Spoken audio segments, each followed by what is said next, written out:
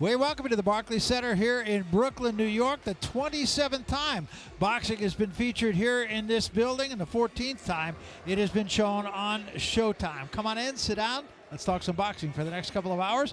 I'm Barry Tompkins, along with my Showtime partner, Steve Farhood, and, of course, the former and future welterweight champion of the world, Shawn Porter. An interesting doubleheader here tonight. We got Errol Spence Jr.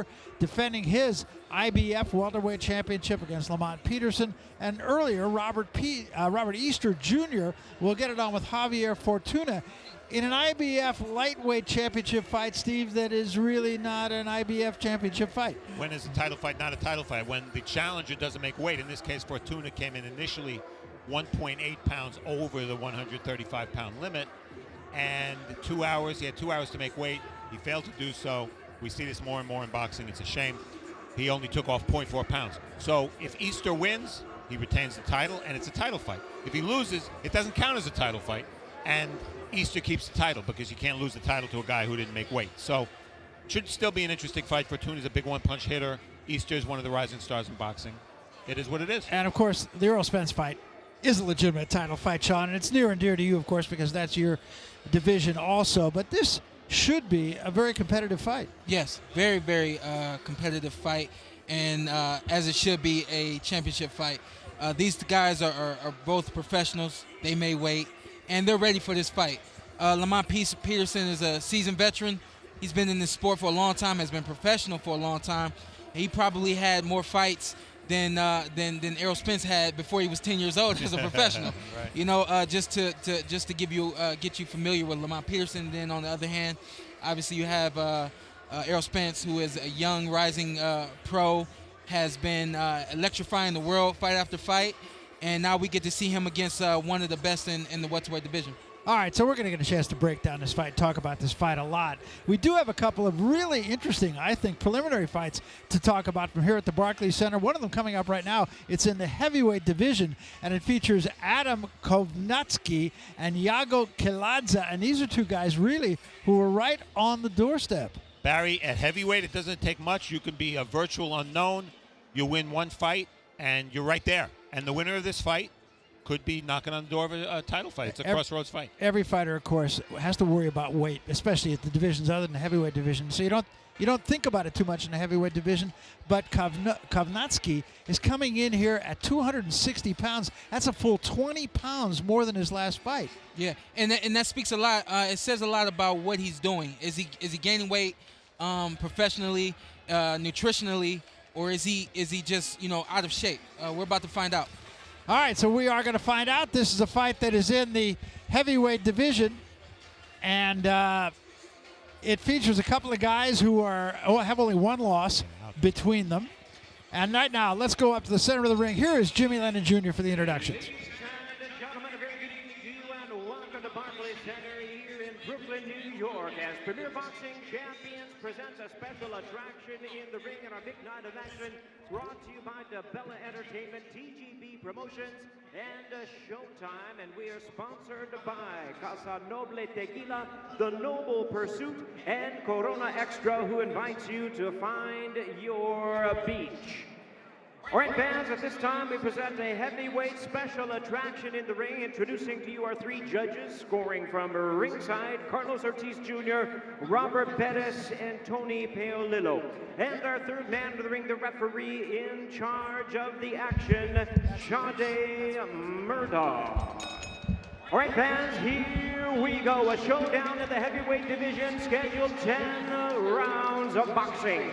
Introducing to you first on my left, fighting out of the red corner, wearing black trunks with the red trim, fighting out of Los Angeles by way of Georgia.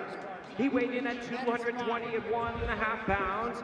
His fine record stands at 26 wins, 1 loss, with 18 wins coming by way of knockout. Ranked the IBF number 15 heavyweight contender. Please welcome the former WBA Intercontinental Cruiserweight Champion, Iago Kiladze. And his opponent across the ring on my right, fighting out of the blue corner in this 10-round attraction, wearing white trunks with the red trim. Originally from Łomża, Poland, raised in Brooklyn and residing in Melville, Long Island. He weighed in at 260 pounds. His record, 16 wins, no losses, 13 wins coming by way of knockout. Please welcome the undefeated WBC number 12 world-ranked heavyweight contender, introducing Adam Babyface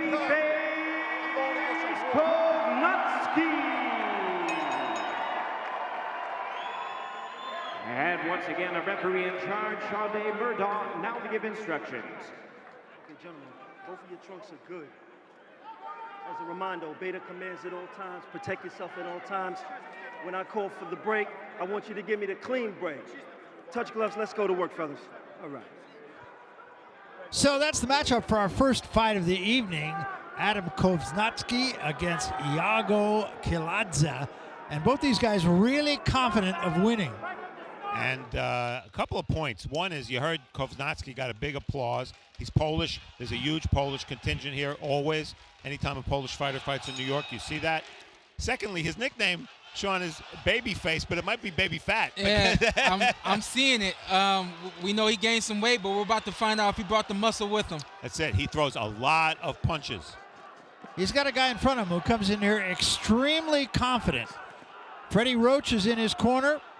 Freddie speaks very highly of him, and Freddie is not a guy who's prone to hyperbole.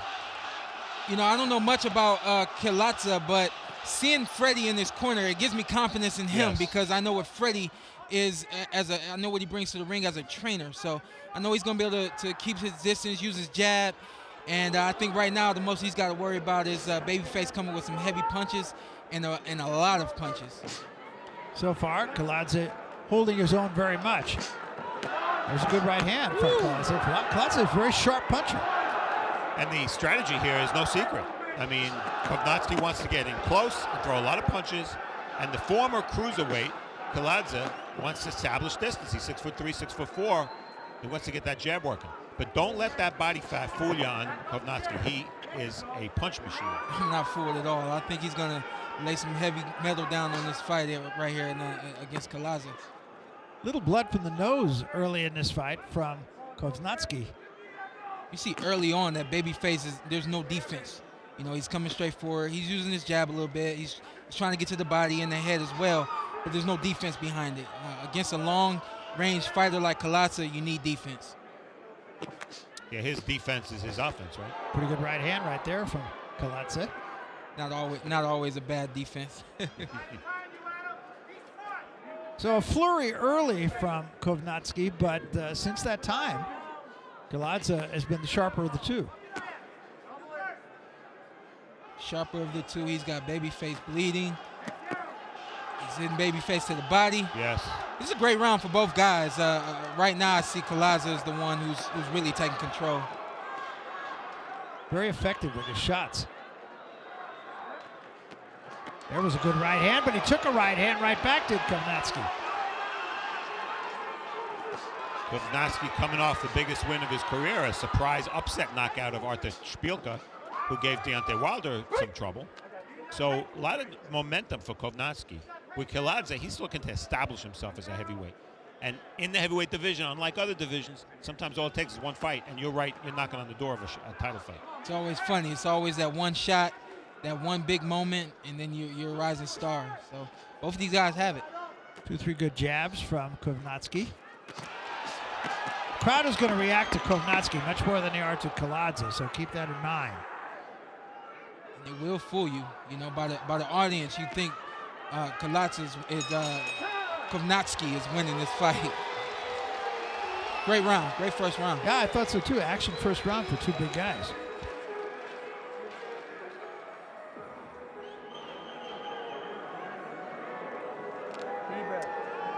See Freddie Roach, he only trains about 12 fighters.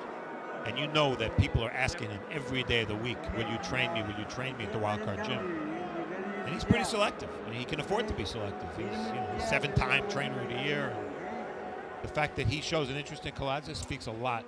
And we asked him why, and he said, I like his work ethic. He said he's one of the hardest workers I've got in the gym, and as a result, he's got the main guy in his corner. I've been out there. I've been at the Wild Card. I've trained there for a number of years, and I've seen guys come out there thinking that Freddie's going to train them, and he doesn't. But it's something as simple as work ethic, something as simple as maybe your focus that really grabs the attention of a great coach in Freddie Roach. And if he gives you a key to the basement, you know you got a problem. That's right. There's 2 levels of wild card. One level's for the world-class fighters. Right. The other level is for the everyday guys. I like both levels. I assume they're checking the nose, right? Yeah, I think so. It Time in. was bleeding pretty profusely in the first round. I'll tell you what, that's a part of the commission that has changed that I actually appreciate.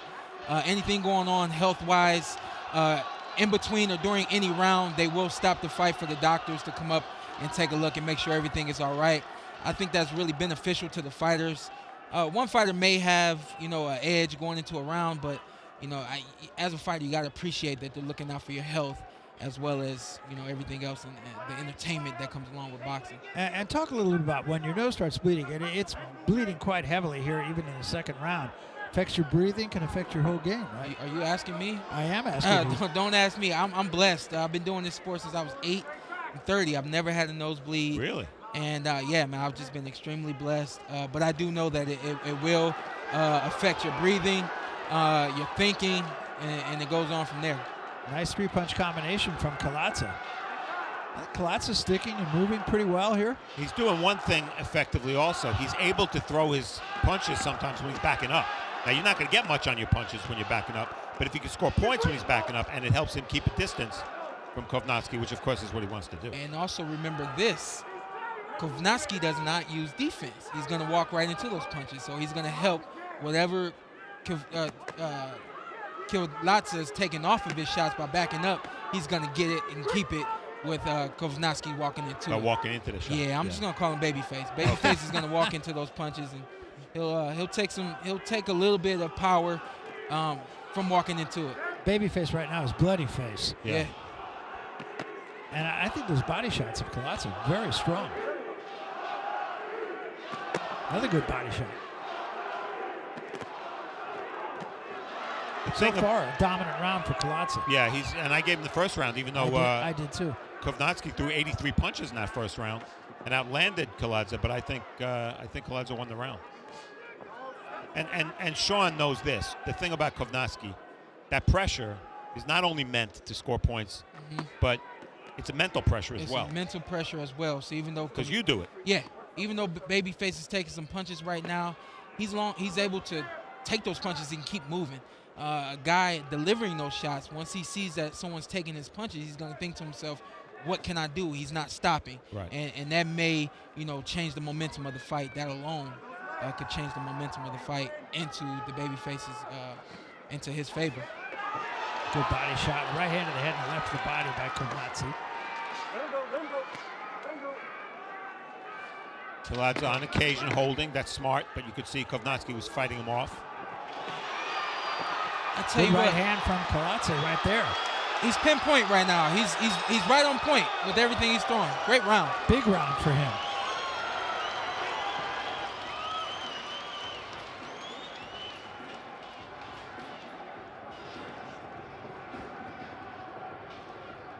I think you're right, Steve, though. He does throw a lot of punches backing up, but he gets there with them. It's all about securing ring position, geography. He wants to be a distance from an arm's length away from his opponent.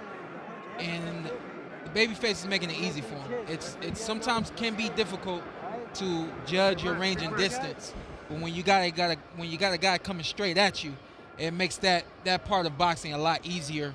When you know, if I throw my hand out there, he's going to be right there for it. And you see Kiladze has been fairly consistent in punching to the body. And then he goes upstairs, and he, again, backing up, he lands that big right hand right on the point of the chin. It's not going to have that much of an effect, but it's a clean punch, clean power punch, too. It's safe to say that the difference in this fight right now is the defense. Kiladze has it. Babyface does not. Kiladze is winning the fight. Yep. So this is round 3. Kiladze moving, maybe making Kownacki chasing.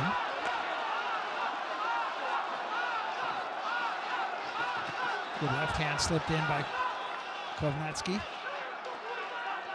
A little bit more holding now by Kiladze. You know what? That mental thing, it works both ways. You got a guy that you have to catch up to, and then when you catch up to him, he grabs you. What can I do? He's too far away for me to hit him. Then when I get up on him, he's grabbing me. You know? Right. So Right hand by Kownacki. Kiladze's right there. Blood alongside the eye now. I believe it's coming from the eye. I can't tell. It might be a smear from the nose. Is there a cut in Kiladze's hairline? You see red up there. There is blood there, but it's hard to tell where it's coming from because there's so much blood from the nose of Kownacki. I think this has been a better round for Babyface so far. You can see why his fans love him. Oh, yeah. He's an action guy. Absolutely. Charming guy, too. Really nice guy to talk to. yeah, he's an action guy. He does not stop coming. Looks like Kiladze may be slowing down a little bit, or maybe even just pacing himself. Much better round for the babyface. He was getting busted up, though. Yeah. Sean, you mentioned pacing himself. That's a great point, because when you're fighting the guy that's going to be in your face all fight, you want to control tempo. So you do it by holding. You do it maybe by jabbing a little bit and keeping him at a distance. All the little tricks that experience takes. And Kiladze's had 120 amateur fights in addition to his pro fights. Exactly, and I think you see a little bit of all of it coming too now here in the third round. The first round we saw mostly hands. The second round you saw Kiladze use his feet a little bit more, and now you're starting to see him get a little bit closer and grab and hold a little bit from time to time. It's all a part of being a professional, understanding where you are in the ring and knowing what to do and right times to do it. Kiladze living in Los Angeles now from his native Georgia. Guys, I think Kiladze's legs are getting a little heavier.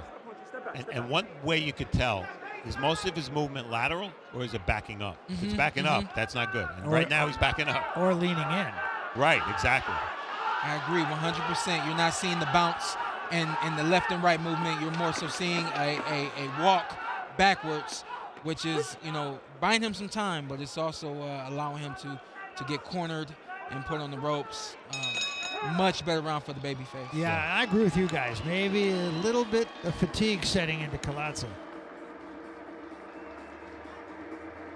And that's the thing. When you know you're getting in the ring with the babyface or Showtime Sean Porter, you know you got to be in shape.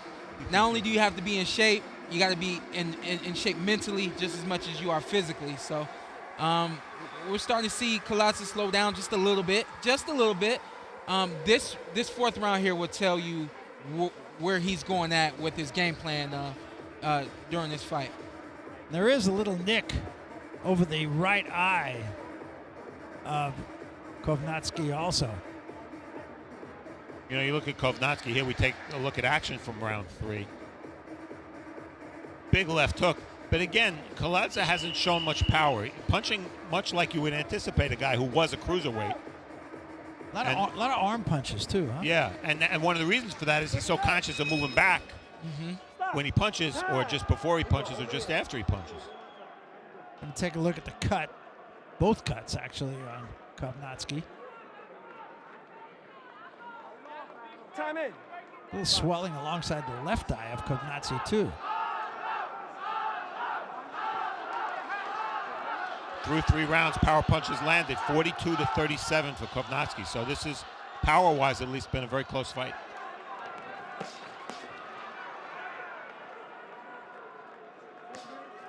Now, one thing that has to be said, and Freddie Roach told me this earlier today, that was a good right hand that I think got, and down he goes. You were talking, Barry, but I was going to let you know that first right hand was a big one. That's what I started to say. And something big was about to happen. Got that out.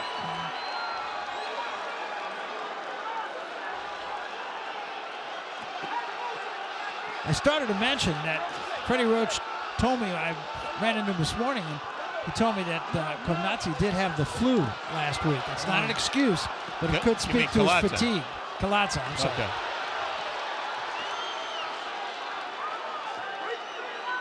And now he's holding on a lot. Yeah, as ugly as this is, it's the right thing to do for him. As ugly as it is, it's the right thing for him. Yeah, he's going to lose the round 10-8 no matter what. Yeah. The key now is don't lose the fight in this round. Yeah, and he doesn't have the legs to move out. So his best option is to move in, get close, try to hold and clinch, and work the clock. Got a long way to go. Not yet at the halfway point of this round. And one thing Kownacki's proving is whether he's 240 or 260, he throws a lot of punches. It doesn't matter what he weighs. Yeah, he's ready to carry on that reputation and that style that he has of coming forward, not only taking punches, but being able to give them and sustain. You know, he's still powerful even though he's taken a lot of punches throughout this fight. Kiladze's arms and gloves dangerously low right now. And now Kownacki trying to close the deal here. Good left hand there. He just missed with an uppercut. Took a right hand. You know, the point Sean made in round 1 is so legitimate, still legitimate. Kownacki does not have much defense, but Kiladze doesn't look like he can hurt him. Yeah, and it's so interesting because, wow, even without having defense, he's able to still be strong and keep coming forward. He's very poised right now. He's very calm and in the ring and understanding that I'm going to come after you and I'm going to get you no matter what. He's really looking like a very confident fighter right now, and he's actually walking to Kiladze a little bit more. Kiladze misses a wild right hand. Final 10 seconds of this round. Big round for Kownacki.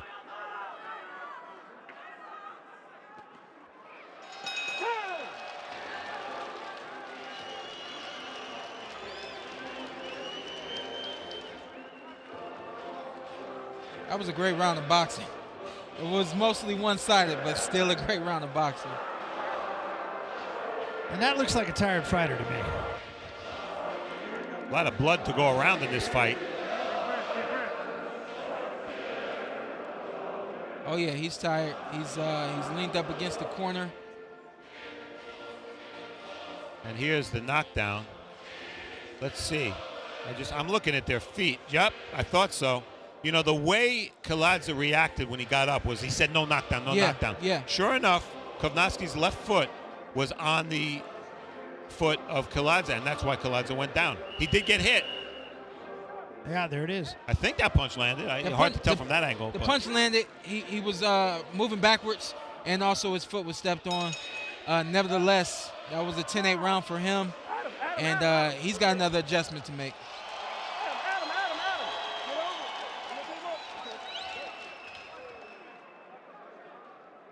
Now they're going to take a look at a cut over the right eye of Kiladze. So they're both being examined, Barry. I tell you what, I touched on it a little bit earlier. It's a part of the rules of the commission now. I appreciate it. Sometimes it does get in the way. It can be a little nagging or annoying. I think it's necessary. Yeah, no, I agree. Well, for the safety of the fighter, I'm for anything. Yeah. Yeah, if you're the fighter who's in control and you think you're about to score a knockout, of course you're going to get a little pissed off because you think the fight's almost over. Yeah, and I've been there. I've been there where you know, that guy is getting that extra breather. You know, he's being checked out, and you're just kind of like, get out of the way, let's go. I want to finish this thing. Yeah. In round 4, Kiladze threw 30 punches. Kownacki landed 25. Yeah. So that talks of the dominance of Kownacki. Wow. And this is the other thing I like about the babyface right now too, is he's not rushing anything. He's not overexerting himself. The same way you saw him in the first round is how he is right now.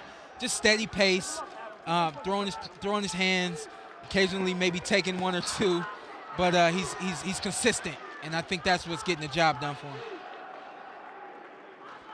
Kiladze keeping his gloves a little higher than he was last round. But not offering much offensively. Yeah, that's a problem. And when you fight a pressure fighter, and again, we have one of the best pressure fighters in the world here in Sean Porter, you don't want to be behind at the halfway mark. Yeah. Because the pressure fighter usually imposes his will and is more effective in the second half of the fight. Right. In this case, Kiladze's fallen behind in the first half of the fight, a bad sign. Yeah, he's falling behind, which is something you don't want to do. And right now he's letting the babyface have his way. Yeah, he sure is.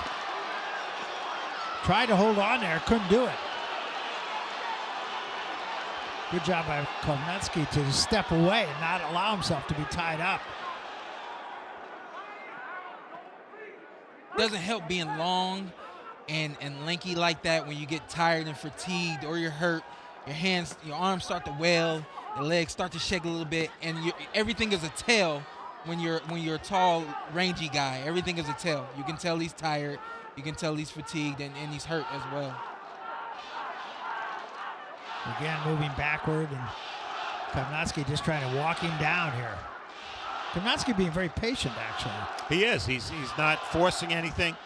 When they separate, when Shade Murdoch separates them, you know Kownacki's going to be punching.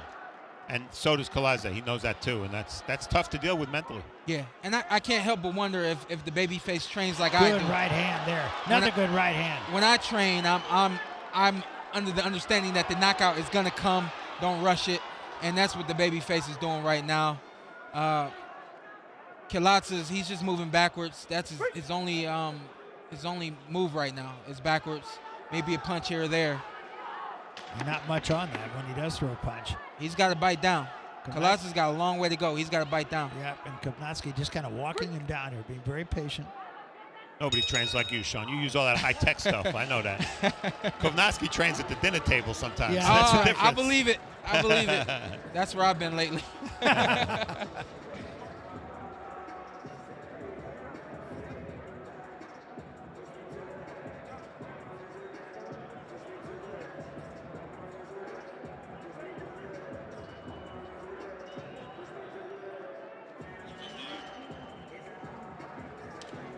Danny Milano, probably the best cut man in the New York City area, working on Kownacki's nose. Could be busted, who knows? And we take a look at action from round 5. Kownacki showing a little dimension, uppercut, overhand right. Yeah. And I've seen it all from Kiladze, and I love it. He's throwing the right punches. He's not wasting energy, not doing any more or any less than he needs to do right now. No, and you know, he is 20 pounds heavier than he was last time, and he's not any threat to win the Mr. America contest. No. But you know what? He seems like he's still got a lot in the tank. Yeah. Good right hand right there. And he's honest. We say to him, how do you come in 20 pounds heavier than you did for your best win? And he said, I like to eat. Yeah. Oh, wow. He said he went to Poland after his last fight. His family over there likes to eat, and they like to feed him. And he said he's more than willing to eat it. But he does have to give himself the best chance to win, and you would think 20 pounds off would help. Definitely. Because he's not far from getting a shot at the title. Definitely, and the way this fight's going right now is going to go in his favor. I would suggest maybe losing that 20 pounds. It may be beneficial for him right now as far as energy and then also some power. Maybe lose 10 or 15 and add some defense to the repertoire. I have the sense, not to interrupt, Sean, I'm sorry, but I have the sense that this is not going to go much further. Kiladze is going backward all the time now, not offering much in return, taking some unanswered shots. And the bad news for Kiladze is there's a whole half of a fight to go. Yep. They're only at the halfway mark. Wow. Good right hand, sharp right hand. And when there's very little distance between them, those long arms of Kiladze are a real negative. They are non-existent right now. Sharp right hand again, I'm sorry. I think Kiladze is just about ready to go. Overhand right right. hand again and an uppercut. Kiladze just trying to find some place to tie him up. Still a long way to go, over a minute in this round. Let's not forget about this commission. If they don't see what they need Two to see. Two uppercuts and a right hand. There it is. And there down it is. he goes.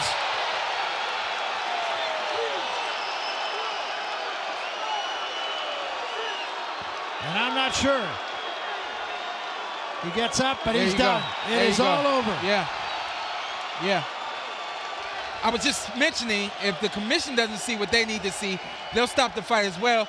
He went down, which I obviously didn't expect, but you can see even with him getting up, ref here didn't see he was, ready to continue. Yeah, good call. Yeah, I thought so. Good call. Kownacki, I thought, did everything he needed to do. He weathered the storm early. I thought he lost the first 2 rounds, and after that, no contest. And, you look at the guy and you go, Is Anthony Joshua sweating about this guy? No. Is Deontay Wilder sweating about this guy? No. But the fact of the matter, and I'm not suggesting he's in that league because of the lack of defense, but the fact is he's a very marketable guy because he's so exciting and he has a built-in fan base here. And it gets him into the conversation at the very least. Yeah, he might get a shot. I don't think anybody's saying, he's going to go over to England and beat Joshua, or go to Birmingham and beat Wilder for that matter. But it gets him into the conversation. I tell you what, he's very interesting, very exciting to watch. Gets him in the conversation, and let's not forget that looks can be deceiving. Yes, especially with heavyweights. So, especially with heavyweights. They just have a different kind of power. They have a different kind of power. Picture-perfect uppercut.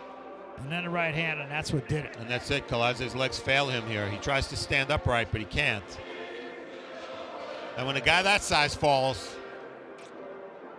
takes a lot to get him up. Yeah. Long way up, huh? Yeah. Long way up. Long way down and a long way up. And you got to do it in parts. Yeah, right. So, Exactly. I mean, it was an entertaining fight, I thought. And again, I thought, Kiladze did everything he could. I honestly, going into this fight, I gave him a real chance to win this fight. And I come away very impressed with Kownacki, who you can see he was dealing with the huge Polish population here in the city of New York near Greenpoint, not far from here, actually. And there's a big contingent of Polish fans here. You might have heard them singing some Polish songs before, as they are right now. Yeah. Sounds like a British soccer game. It makes it fun to watch, It sure does. When you got a Polish fighter in there giving it his all, very consistent with his pressure, willing to take some shots and also give some shots. Very dynamic fighter that we saw here in Kownacki. Yeah, and I'm looking forward to seeing more of him. Yeah, as am I. And let's get the official decision. We'll go up to Jimmy Lennon Jr. and make it all official here. And then we'll come back, talk a little bit more about the heavyweight division, what might be next, both for Kownacki and for the rest of the heavyweight division. There's a lot of action going on in boxing, what used to be boxing's premier division, and is kind of in a renaissance right now as we wait for Jimmy Lennon to give us the official verdict. And there's not much that has to be made official. It happened in the 6th round, about 2 minutes into the 6th round, and it was very effective for the winner, Kownacki. Here's Jimmy.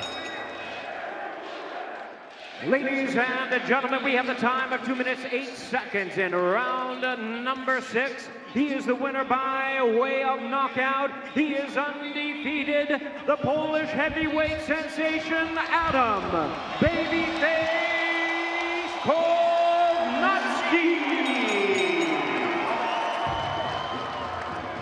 So there is your winner after losing the first couple of rounds, at least on my card, and I think on Steve's card as well.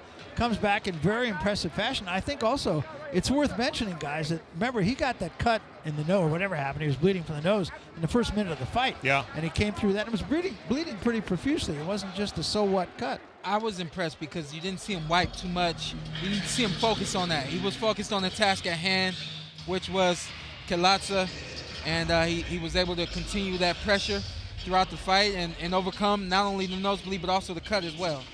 Yeah, walked him down, did his job very efficiently, and did it very quietly, actually. And when it came time to close the deal, he did. And I'll play matchmaker here for a little bit. We're not putting Kownacki in yet with Joshua or Wilder. We talked about that. But how about Jarrell Big Baby Miller? Oh, nice fight. Who's a New York-based fighter. Yeah. I mean, who are the fans going to be in that fight? That would be a very interesting fight. It really would. Now, Miller, of course, is going to make the case that he's ready to go on and get a shot at Joshua, one of the bigger guys. And whether or not he is, I don't know. That remains to be seen. But the fact remains, if he's ready, then maybe this guy's ready too. And I think we go back to Sean's first point, which was about the defense.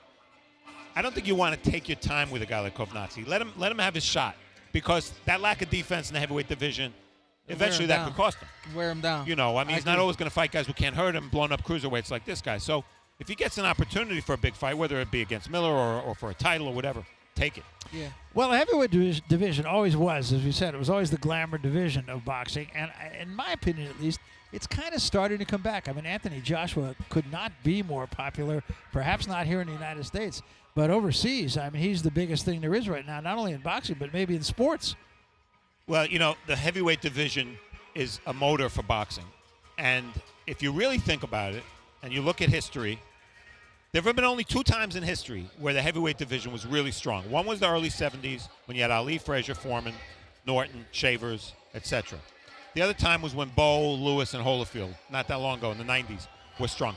Outside of those 2 times, everybody's always bitching about the heavyweight division. The heavyweight division stinks, you know. Well, right now we have Wilder and Joshua, maybe a couple other guys, maybe Joseph Parker, we'll see about him, maybe Big Baby, etc. There's a newfound energy in the division. And all you have to know about Joshua and Wilder is Wilder's 39-0 with 38 knockouts, and Joshua's 20-0 with 20 knockouts. So between them, there's only one guy, Berman Stavern, who went the distance with Wilder, and then he got knocked out in the rematch in 1 round. So their knockout records are basically perfect. Who doesn't like to see knockouts? Let's talk about the top 5 heavyweights around. I know you have your thoughts about who they might be, and I think we know a couple of them, certainly, in Wilder and Joshua. But when you look past those top 2 guys, who are you liking? Well, Luis Ortiz, who will be fighting Wilder here at Barclays on March 3rd, is probably the toughest opponent for Wilder so far, in my opinion. Luis Ortiz is a Cuban guy who he's a stocky fighter, southpaw, and has a big punch. And I think that's what we want to see. We want to see Wilder in a competitive, tough fight. So he definitely belongs in the top 5. Povetkin over in Russia has tested positive for PEDs. That cost him a fight with Wilder. He's still fighting, and he's still winning. So I think you got to put him in the top 5. And Big Baby Miller's knocking on the door of the top 5. You have Kubrat Pulev from Bulgaria, who's a top 5 guy. So there's a decent amount of talent in the division. The thing with Ortiz and Povetkin, they have 61 wins between the 2 of them, but they have 4 failed drug tests also. I mean, somebody's got to explain that to me. And I think, we're on Facebook here, and we can have a conversation about this. To be honest with you, Sean, it blows me away. A heavyweight above all. I don't get it. I mean, I can see it. I understand what would make a fighter think this is going to give me an edge. I need this, especially at the heavyweight division where those guys are hitting so hard. They're so big. It doesn't make sense to me because I am such a competitor that it doesn't make sense to me why I would try anything other than what I have. And I don't agree with that. I don't understand these guys using PEDs to try to get an edge.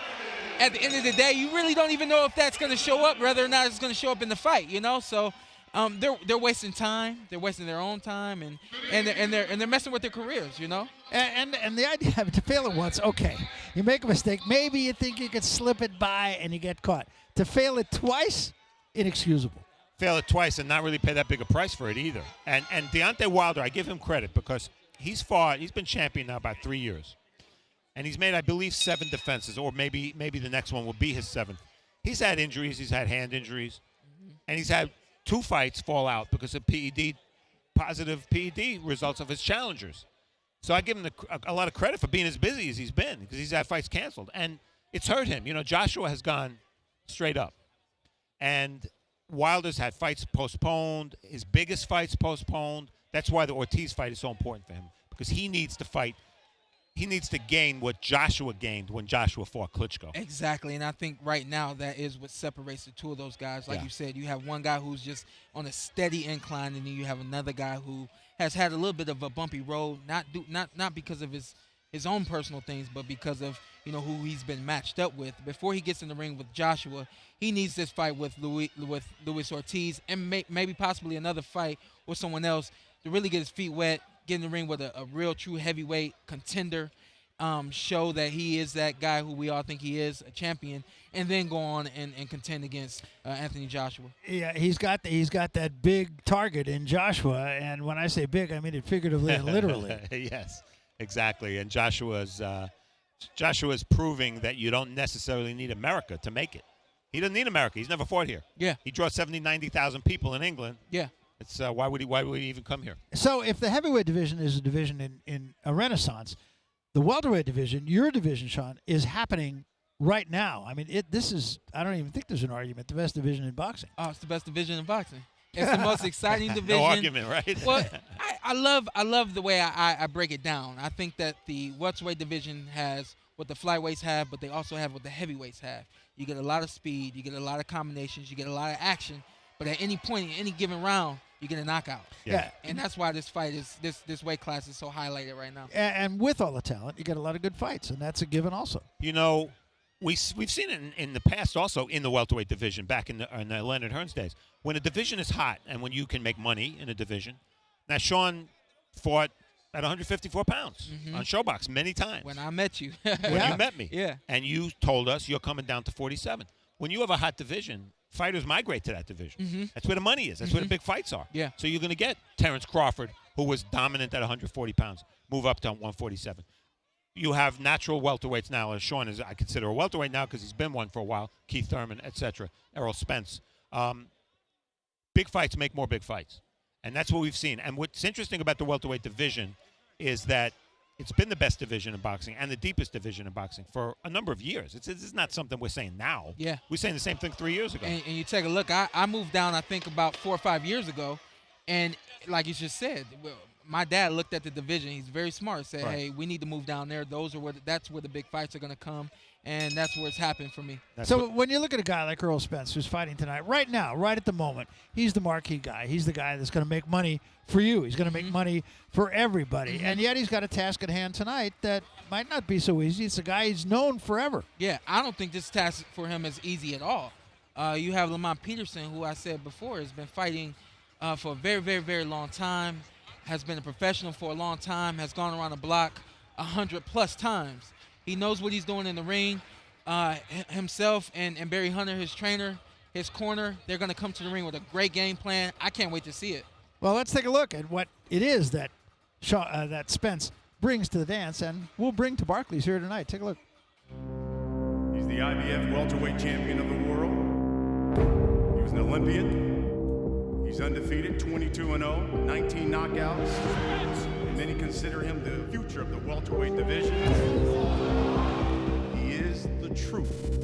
Errol Spence Jr. I'm the type of guy, I fight anybody who's in the top 10. If you have a name, I'll fight you. Don't matter who you are. The challenger, two-weight division world champion. He is 35-3-1. He's got 17 knockouts. His moniker, Havoc. Lamont Peterson. I don't think it's anything I have to prove. At this point, everything is coming together, and I think this is it. This is the fight. No one had a bigger breakout than Errol Spence this year. He went over to Sheffield, made pretty quick work of a very tough Kell Brook on foreign soil. Down goes Kell Brook! I am the best fighter in the welterweight division right now. Errol Spence is the toughest match in the welterweight division. Peterson is a tough, gritty fighter. A lot of guys don't want to fight him, but I don't shy away from the fight. It's going to be a rough fight, that's for sure. Everybody don't notice that Errol Spence is the real deal, and I will carry on this sport for a long time.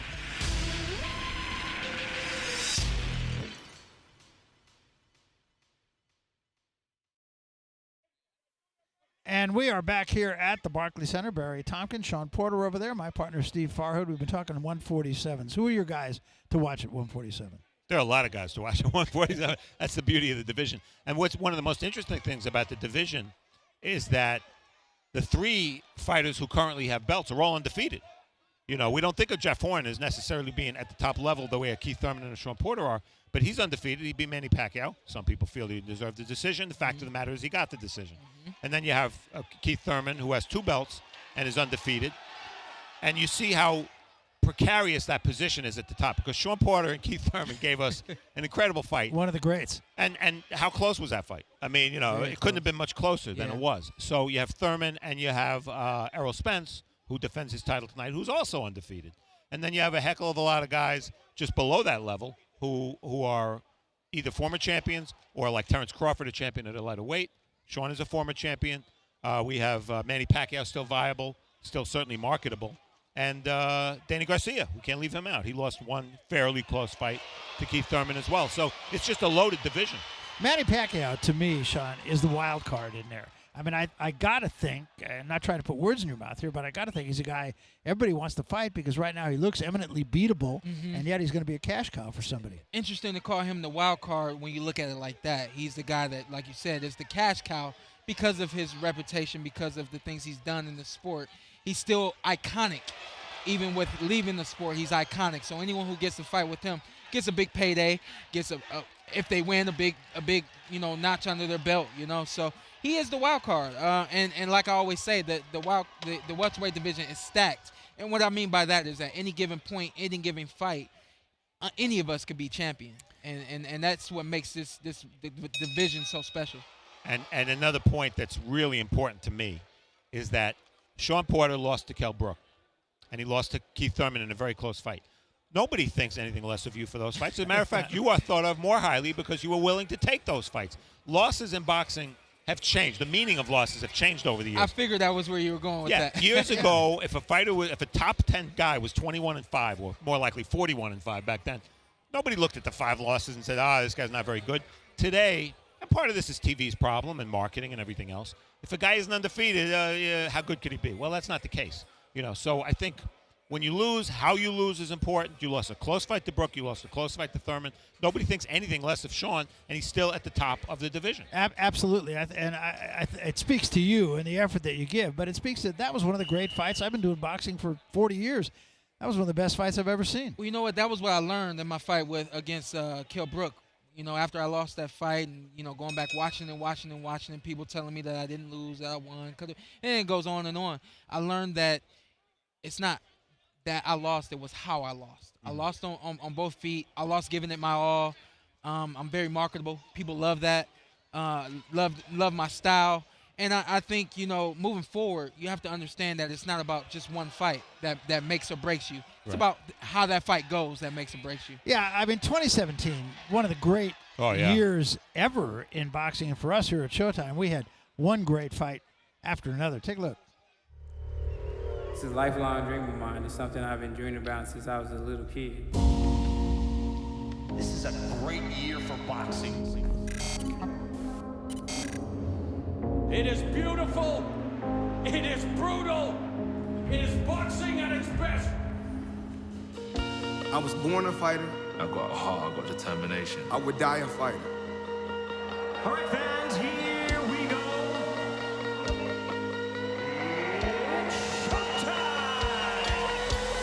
Falling too fast to prepare for this. Tripping in the world could be dangerous. Everybody circling as vultures. Negative, nepotist. Everybody waiting for the fall of man. Everybody praying for the end of times. Everybody hoping they could be the one. I was born to run, I was born for this. Whip, whip, run me like a racehorse. Pull me like a ripcord. Break me down and build me up. I wanna be the slip, slip. Word upon your lip, lip. Rather that you rip, rip. Break me down and build me up. Whatever it takes.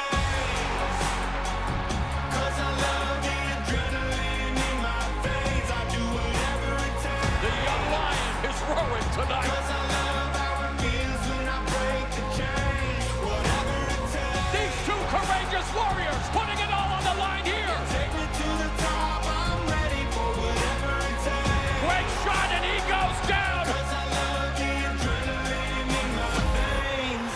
Do what it takes. I'm ready to fight. I'm ready to fight. Anybody who run their mouth don't go punching. Ali said it best, suffer now and live the rest of your life like a king. Keith one-time Thurman remains unbeaten. This ain't about tactics. This is about heart. This is about who you are. It's an onslaught by Joshua. Down goes Klitschko. I will be world champion come Saturday night. This is a legacy-defining fight. That's what true champions do. We have to be ready to do whatever it takes to win this fight. What a performance from Mikey Garcia. There's only one man I want to fight. Ladies and gentlemen, it's Mayweather versus McGregor. This is the biggest sport event of our lifetime. Mayweather has McGregor on the ropes. Mamma mia, what a fight. You can add another terrific bout to the annals of boxing history. And the Tickley goes down.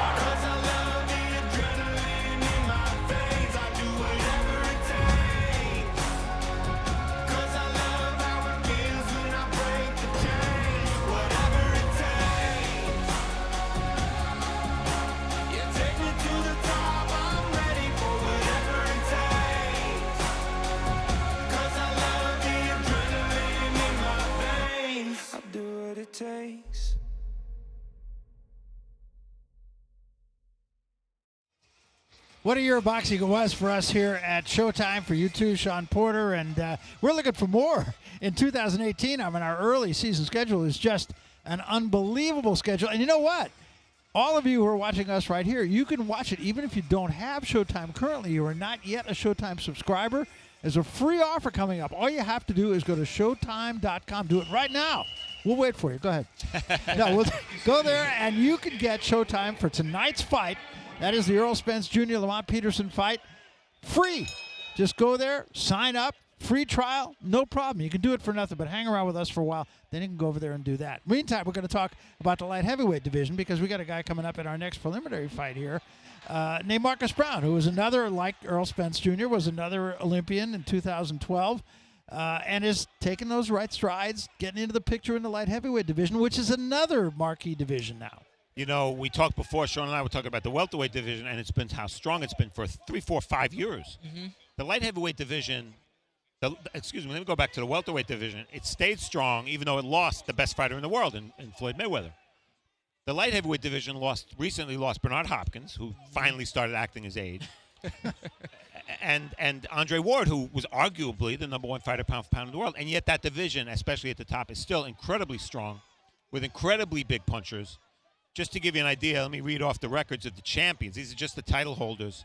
Artur Beterbiev is 12-0 with 12 knockouts, perfect percentage. Dmitry Bivol, 12-0 with 10 KOs. He's also a champion. Sergey Kovalev, we know about him with his fights with Ward, 31-2-1 with 27 KOs. And Adonis Stevenson, who's the old man of the group, almost 40 years old now, 29-1, 24 knockouts. All big punchers and very, very tough. So when I was kidding Marcus Browne, I said, be careful what you wish for. You want a title fight, but there's no easy way to get a title here. No easy road in the light heavyweight division.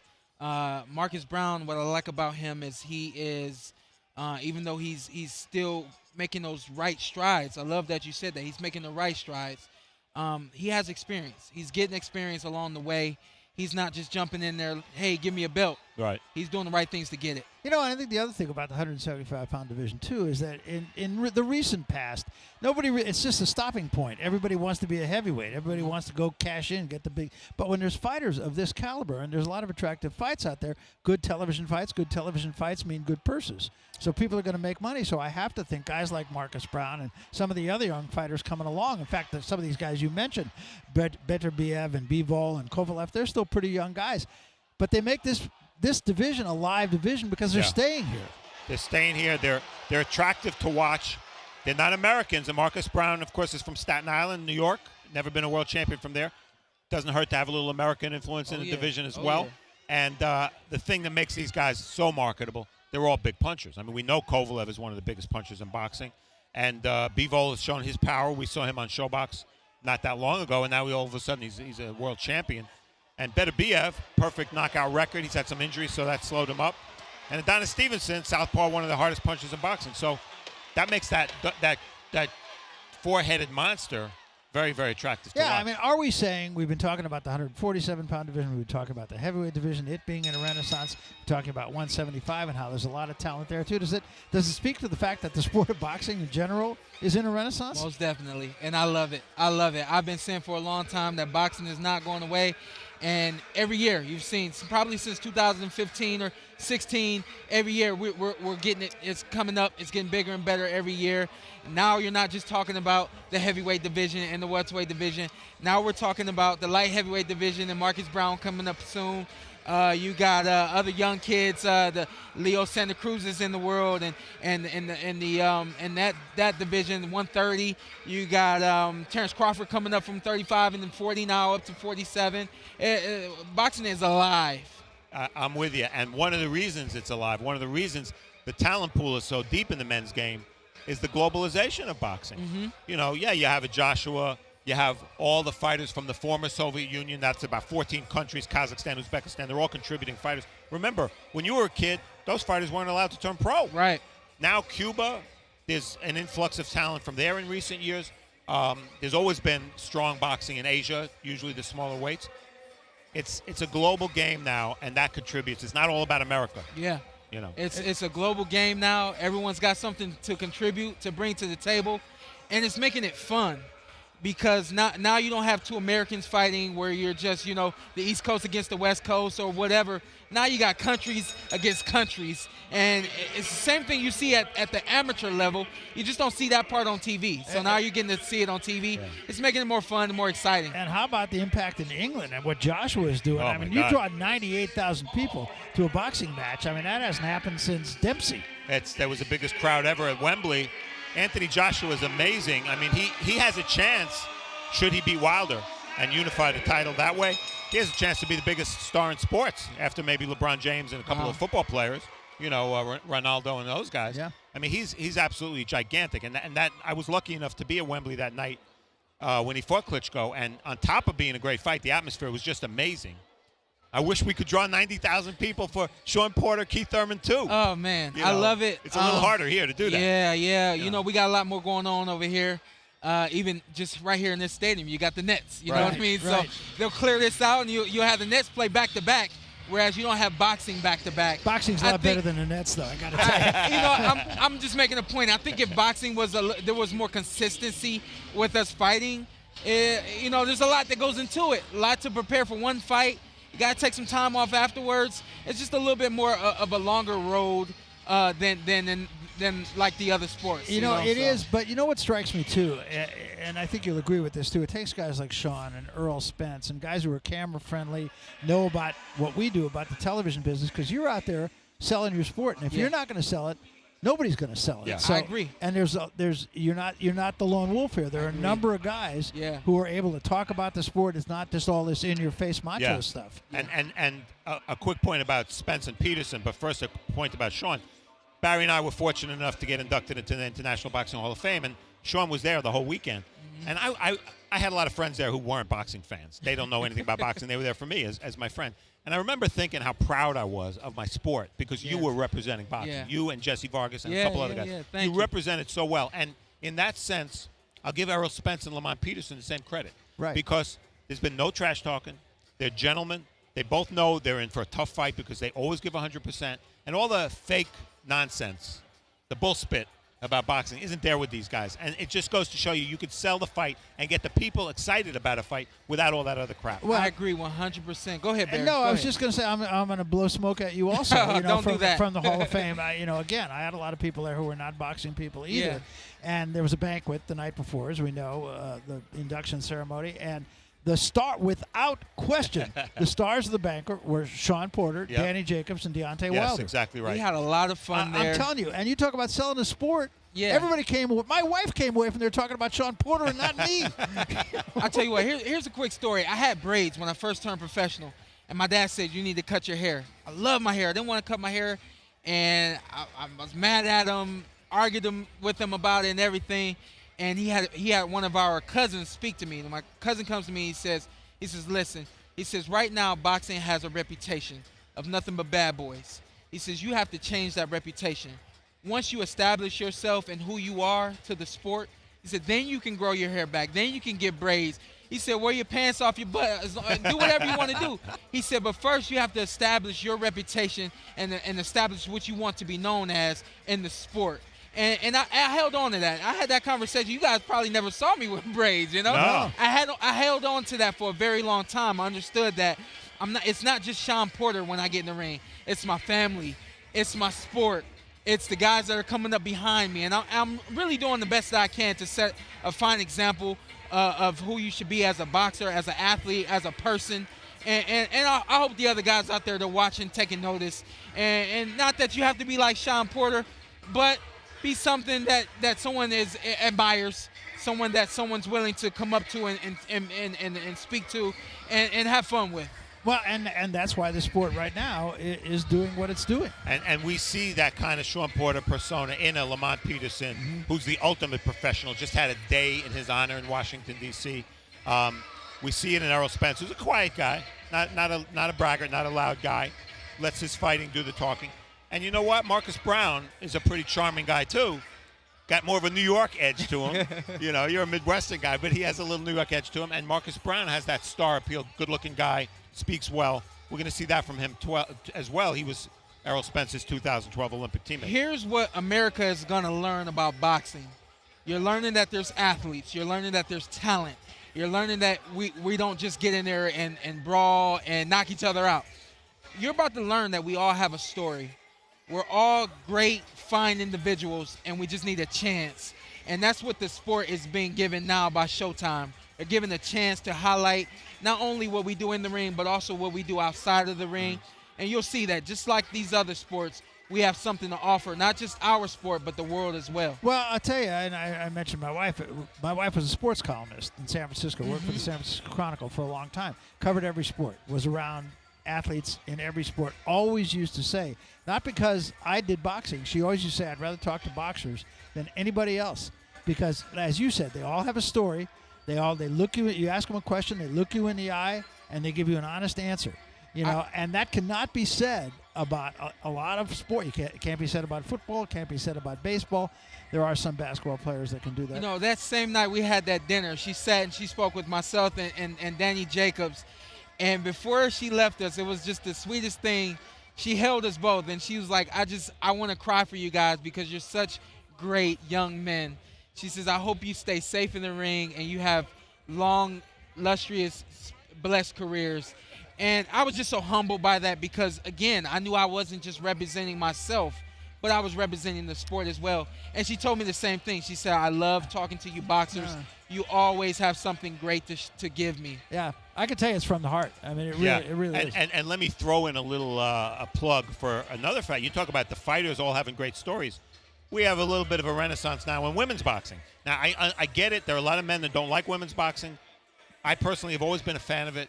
One of the reasons as a journalist that I'm a fan of it is the women, the stories, the backstories, are a little bit different usually than the male stories. Mm-hmm. You know, they start boxing for a different reason. Yeah. And I find them extremely interesting. They can be extremely exciting in the ring. Those 2-minute rounds, man, you can throw a lot of punches. Yeah. And people like Claressa Shields, obviously, is the face of women's boxing. Now, Amanda Serrano, we've seen on Showtime. I'm really glad that Showtime has committed so strongly. Steven Espinoza deserves all the credit for that, to showing the women as well. All right, well, we've got another fight coming up here on this preliminary card of Showtime Championship Boxing, which I will remind you again, you can watch for free. Just go to Showtime.com. If you're not already a Showtime subscriber, sign up. You get tonight's fight absolutely free, and it should be a terrific card. We come now, and we've been talking about the 175-pound division. We come to a fight in that division with Marcus Browne, a guy from Staten Island who we talked about a little bit, 2012 Olympian, getting better and better as a professional, and that's all you can ask. He's. I remember talking to the 2012 team. A bunch of them turned pro on ShowBox, and I remember them. They all said that talent-wise, Marcus Browne is as good as any of them. Errol Spence was the one they voted most likely to succeed because he was so mature. But Marcus Browne has a lot of natural talent.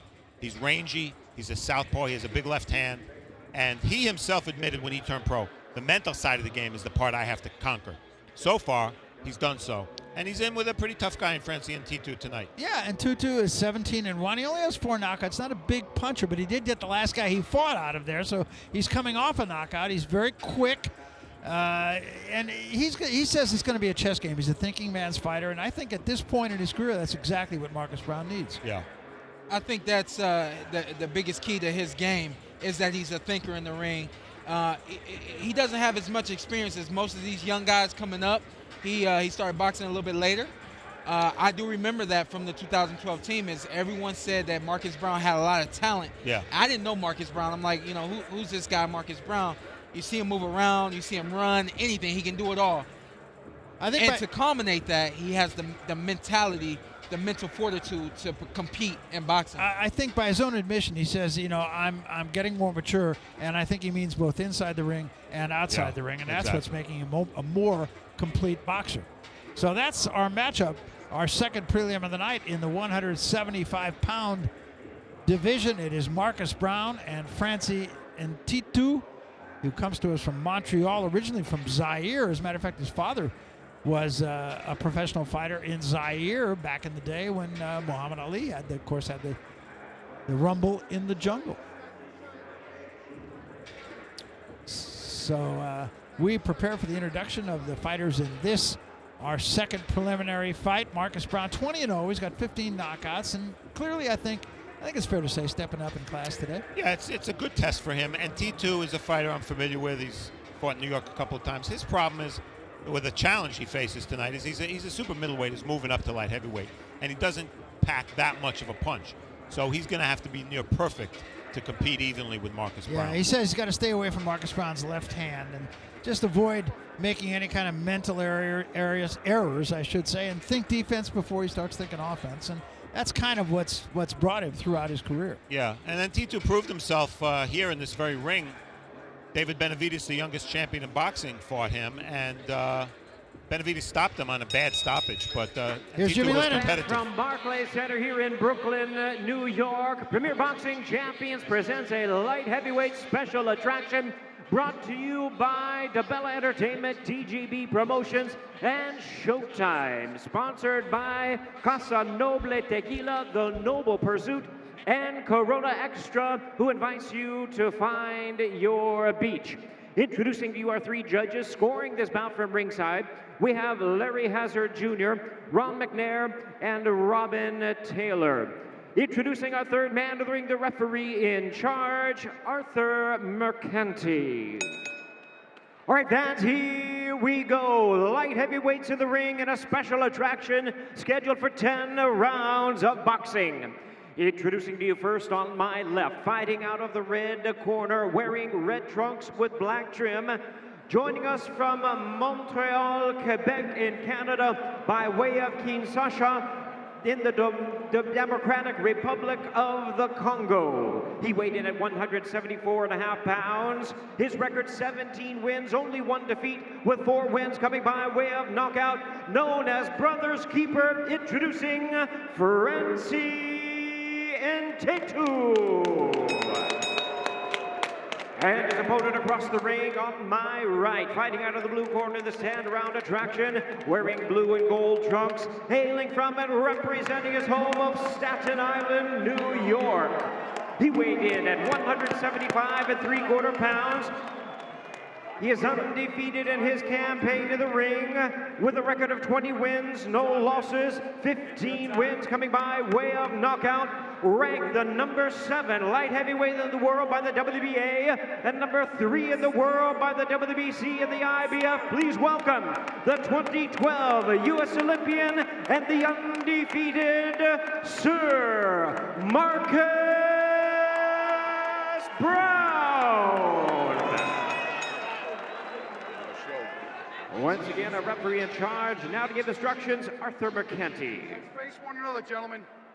Good evening, gentlemen. We went over the rules earlier tonight. I expect a good, clean fight. Touch gloves. Good luck to the both of you. So here we go, 10 rounds. Francy Ntetu and Marcus Browne, 1 loss between them. And Marcus Browne, this will be his 12th fight here at Barclays. Easily the most of any fighter. So this is his home court. And Ntetu works in Montreal, lives in Montreal, trains in Montreal. Actually beat Adonis Stevenson as an amateur. And Adonis Stevenson has something in common with Marcus Browne. They're both lefties.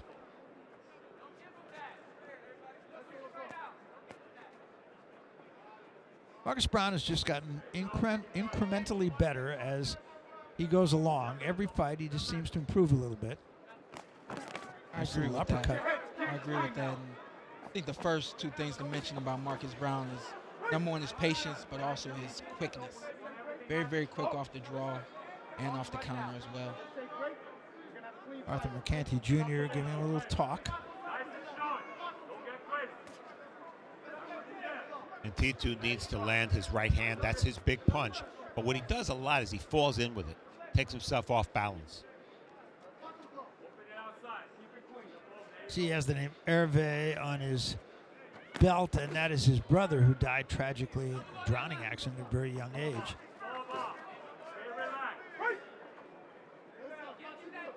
Fights every fight in his brother's memory.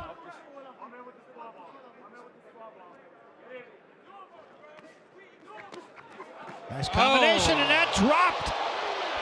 Wow. And Ntetu just like that. Impressive and quick, and Ntetu still doesn't have his legs back.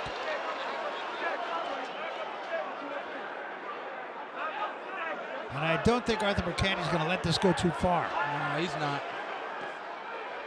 Good body shot. Another good right hand drives Ntetu into the ropes. A combination will not take much. Wow. Left hand drives him into the corner, and Arthur Mercanti is he going to wave it off? The way Mercanti cradled the head of Marcus Browne, I think he thought it was Ntetu. I think he did too. And that's it. Stopped it. Just like that. Yeah. Wow. Quick. And I wish I could say painless. Well, that's impressive because Ntetu had only been down once in his career. He went several rounds with David Benavidez, who's a big puncher. Yes. Yeah, and it was kind of a controversial decision, actually. Wow. That's impressive. Very impressive. Yeah. Very impressive. From the patience to that first left hand that landed. That left hand had some lead in it. Yeah. And the rest took care of itself. Yeah, he's a guy that is just, as we said, he seems to be improving every time he goes out there. And, you know, we talked earlier about being in a conversation. And now here's another guy who you got to start putting into the conversation, maybe pretty serious conversation. Oh yeah, he's ranked in the top 10 of all 4 sanctioning bodies, which means he could immediately qualify for a title fight against any of those champions. And Sean mentioned the first left hand Marcus Browne landed. It was his way of saying, I'm a light heavyweight. You're not. You could throw your right hand all day. You're not going to hurt me. I can hurt you with my left hand. And so often when southpaws fight righties, it's a question of does the southpaw land the left before the righty lands the right? In this case, we saw the result of Marcus Browne landing first. Ntetu, he lunged in with his right hand, and he falls in with his right hand a little bit. So early in the fight, he was really going to that right hand. And I really didn't have much to say because, you know, if that right hand's going to land, you don't really quite know what Marcus Browne's reaction is going to be to the right hand. So I'm just sitting back and I'm waiting, kind of letting the fight unfold. And Marcus saw him on the ropes, and he says, you know what, here's a real combination. Yeah, that's right. Let me show you this. Yeah. And it was very effective. I mean, Very, how can you criticize impressive. anything? Very impressive knockout. Yeah. We take a look at it, and Ntetu was unable to hold after he got up from this. You see, anytime a fighter falls face first, he almost never gets up. So it's a miracle that he got up at all. He's a tough guy. And you see his legs are not all there. He got hit with a left hand again here, I believe. Yeah, Marcus Browne's always thinking about that left hand. But he's a two-handed puncher. And this is when Ntetu couldn't punch back, couldn't hold. Basically what you do is you give a referee no choice but to stop the fight. Yeah. When you do that. You know what? That was the first knockdown. And I want to point out that Marcus Browne, along with having patience and quickness, and now we see power, he's also very smart. He, like you said, he wanted this to be a chess match. The chess part of that fight, of that combination right there, was Marcus Browne stepping outside of Ntetu's left foot with his right foot, which actually lined him up for a straight left hand. That gives you the angle, It gave you the perfect angle that he needed to not only land it, but also landed with the power and velocity that he was able to land it with. Yeah, he's a guy who also talked. We were talking about Ntetu before, saying he was a defense-first fighter. As you look at the overhand left that actually hit on the gloves. And then that right hand, that was really the one that pretty much did it, I believe. Yeah, in this barrage here, he landed enough, and Ntetu was, you know, pretty much at a desperate, holding position right there where there was not much he could do. And the ref steps in, as he should have. You know what, right, though, that Ntetu had turned him and was going back at him, you know? You can see it two ways. It may have been a little premature, but not much. Yeah, I agree with you. Not much. Yeah, I think the reason I give Mercanti the green light here is because Ntetu didn't fire back, and he didn't hold. Yeah. You see him, he went for the hold and he missed. Yeah. Usually when you miss on the hold, you're quite open, and it's almost game over. Well, there you see he's trying to hold. Yeah. And to Marcus Browne's credit, he's being slippery and not letting him hold. Yeah. So credit Browne for that. You know, I started to say that Ntetu talked about being a defensive fighter first. Well, that's actually what Marcus Browne told us, too. He thinks about defense first. Didn't have to think about it so much tonight.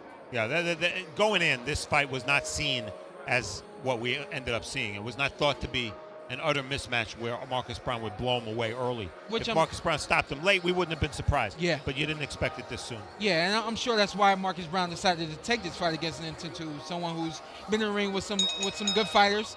I'm sure he was looking to win this fight, and probably was expecting to go some rounds as well. Round number 1, our referee in charge, Arthur Mercanti, stops the contest. He is the winner by way of technical knockout, and he is still undefeated, Sir Marcus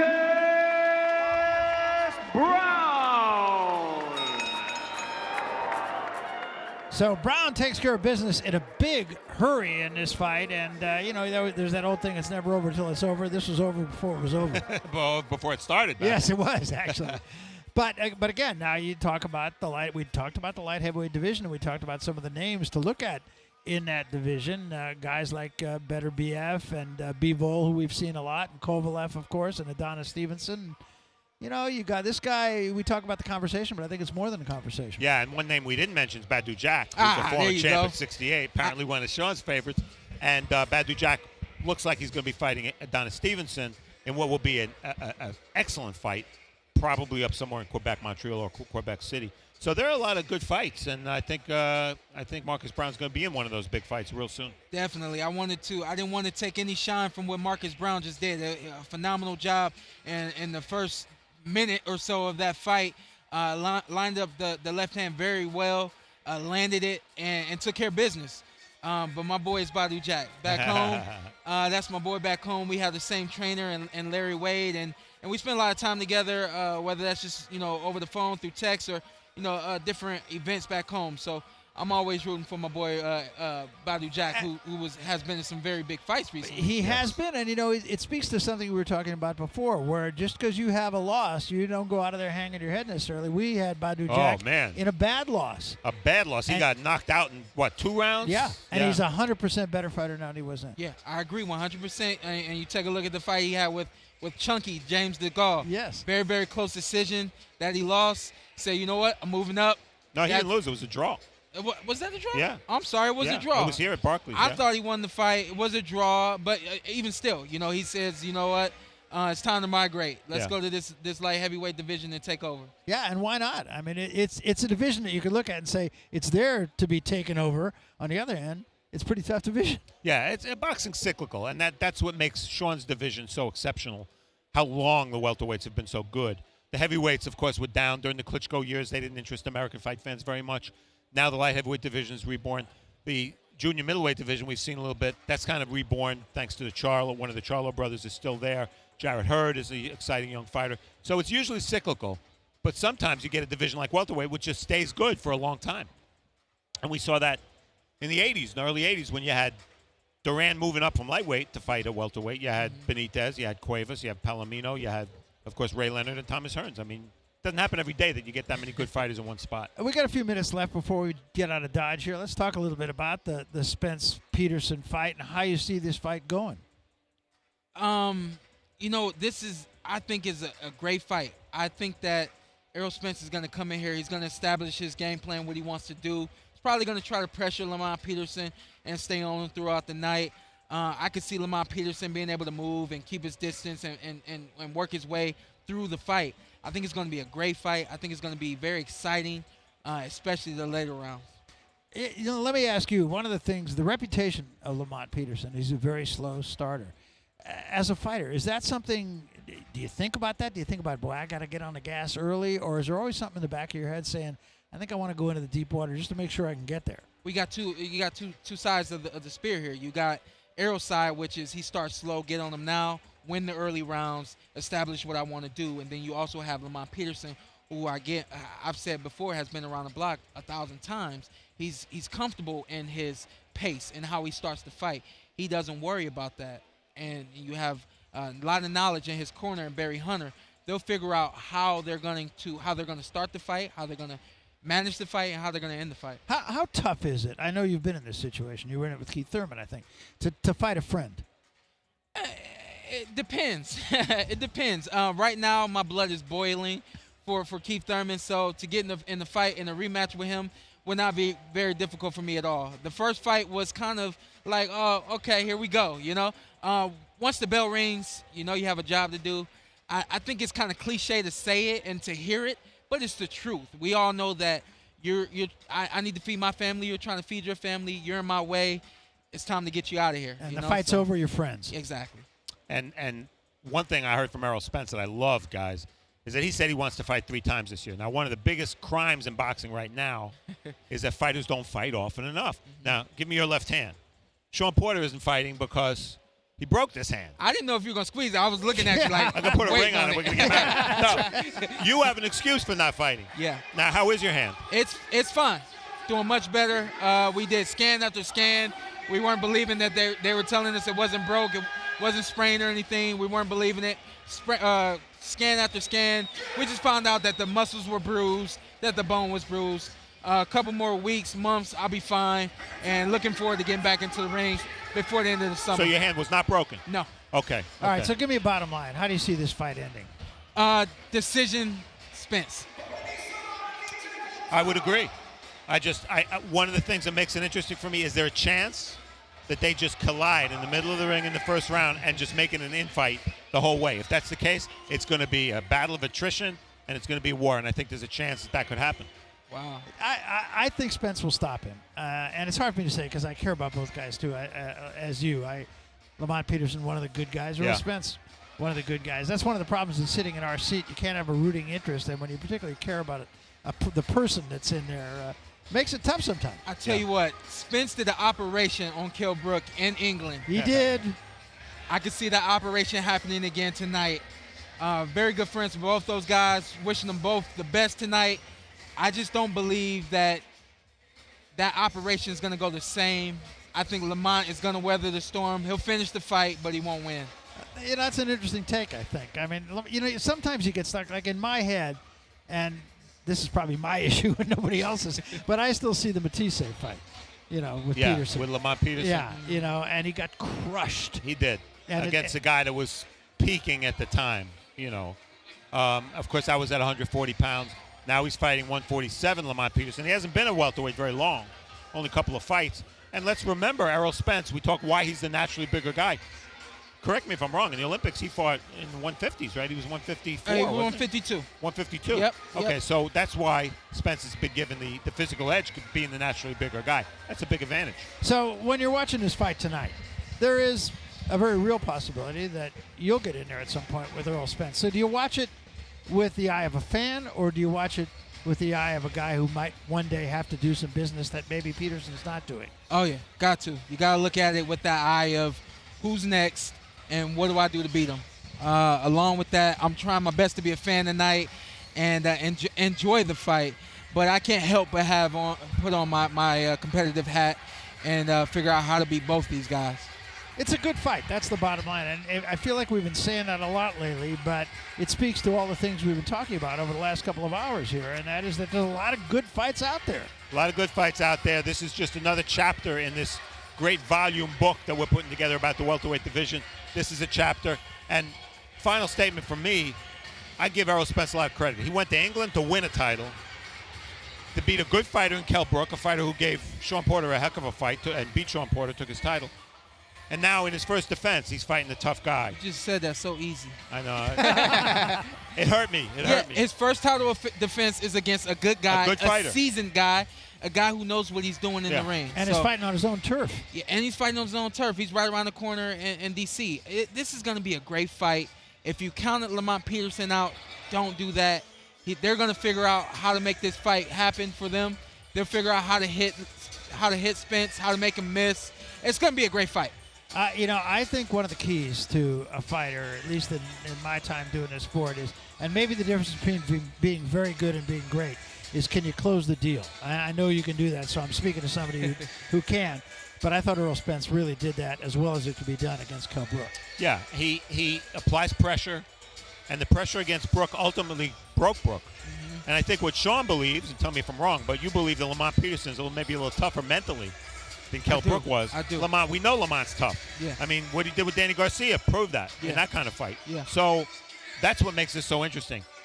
As good as Errol Spence is, he may not be able to impose his will that much on Lamont Peterson, and that's why it's going to be a very good testing fight for for the young champion. Yeah, I think so too. And I think the two guys that we saw in our preliminary fights here are guys that are going to be, we've said this numerous times, that the two guys are going to be spoken of as this goes on too in their respective divisions, in the light heavyweight division and in the welterweight division.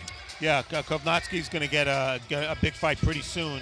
And Marcus Browne, we know he's going to get a title fight eventually and try to join a couple of his Olympic teammates as world champions. Errol Spence, Rushy Warren. Yeah. I don't know. I hope I'm not leaving anybody out from that 2012 class, but it's looking like a better class than it looked like when they fought in the Olympics, because they didn't win a medal. Yeah. They didn't win a single medal the first time that had ever happened.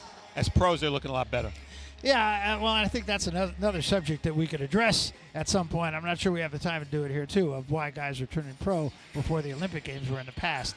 That was the gold ring, both literally and figuratively. Right. You know, now everybody wants to be a professional. Errol Spence, to his credit, he came out of the Olympic Games as the guy to watch. But I think we're getting a lot more out of some of those guys, like Marcus Browne, than we might have expected we would when first we saw them. It's tough. It's tough for American fighters because, again, to get back to the theme before the globalization of boxing, if you opened up Ring Magazine 40 years ago when I started and you looked at the ratings, every fighter was from America except for the lighter weight classes. Now that's not the way it is. You look at the top 10 in heavyweight, you might see 1 or 2 Americans. That's it. So it's changed a lot. Well, and you talked about the globalization of the sport.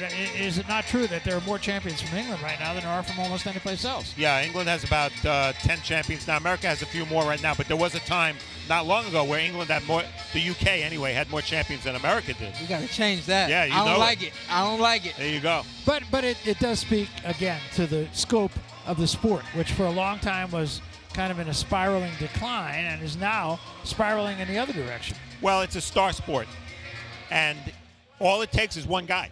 Mm-hmm. We saw it with Muhammad Ali. We saw it with Oscar De La Hoya. We saw it with Mike Tyson, obviously. And then Floyd Mayweather kind of halfway through his career became a huge superstar. So it's a star sport, and if you get that one big star, it can lift the whole sport. I tell you what, the world has changed, obviously, due to technology and everything.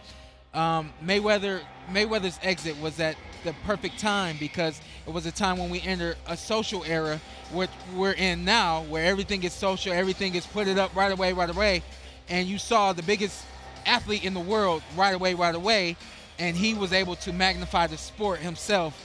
And now that he's gone, we've been able to carry that torch on. So, you know, the sport needs Anthony Joshua. The question is, does Anthony Joshua need the United States? Yeah. You know, so far, no. No, absolutely no. But he may need Deontay Wilder. Well, we want to remind you one more time before we get out of here that all you have to do to watch tonight's fight, if you are not currently a Showtime subscriber, is go to Showtime.com and sign up. Free trial, doesn't cost you a nickel. Watch tonight's fight. I think it's going to be a terrific fight. Going to be a terrific and a good first fight as well with Javier Fortuna. Even though he's not challenging Robert Easter, should be a good action fight as well. Yeah, be a lot of fun. Want to thank you for hanging out with us. We've been talking boxing. We've been having fun. We hope you did too. So, for Steve Farhood and Sean Porter, the soon-to-be, again, welterweight champion. I feel very confident in saying that. So long. Now go on off to .com and sign up, and you get everything free. In fact, we'll give you a television set, whatever you want. Maybe our president, Stephen Espinosa, will come to your house and deliver a subscription to Showtime. Hope he's not watching. Go away. Go away.